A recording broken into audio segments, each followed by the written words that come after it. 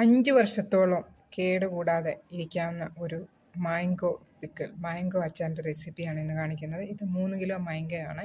അത് നമ്മൾ നല്ലപോലെ കഴുകി വെള്ളമെല്ലാം തുടച്ച് കട്ട് ചെയ്ത് 200 ഗ്രാം ഉപ്പ് ചേർത്ത് ഒരു ദിവസം 6 മണിക്കൂർ വെയിലത്ത് വെച്ചു. കൂടുതൽ വെയിലൊന്നുമില്ലായിരുന്നു. അത് ആ മോയ്സ്ചർ ഒന്ന് കുറയാൻ വേണ്ടി മാത്രമേ ഉള്ളൂ. അപ്പോൾ അതൊന്നും ആ വെള്ളമെല്ലാം ഒന്ന് പറ്റി കഴിയുന്നിടം വരെ നമുക്ക് ഇട്ടാൽ മതി. അപ്പോൾ അങ്ങനെ ഇട്ട് വെച്ച മാങ്ങയാണ് ഇത്.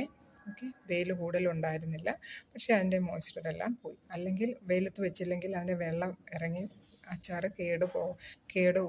കേടുവരാനുള്ള സാധ്യതയുണ്ട്. ഇനി നമുക്ക് എങ്ങനെ ഇടുന്നതെന്ന് നോക്കാം. ഒരു ചീനച്ചട്ടി വെച്ച് ചൂടായി കഴിയുമ്പോഴത്തേക്കും അതിൻ്റെ അകത്തുനിന്ന് അത് 50 ഗ്രാം പെരിഞ്ചീരകം ജസ്റ്റ് വറക്കണ്ട, അതിൻ്റെ തണുപ്പൊന്ന് പോയി അതിൻ്റെ ഒന്ന് ചൂടായാൽ മാത്രം മതി. ചൂടായ ഉടനെ നമുക്ക്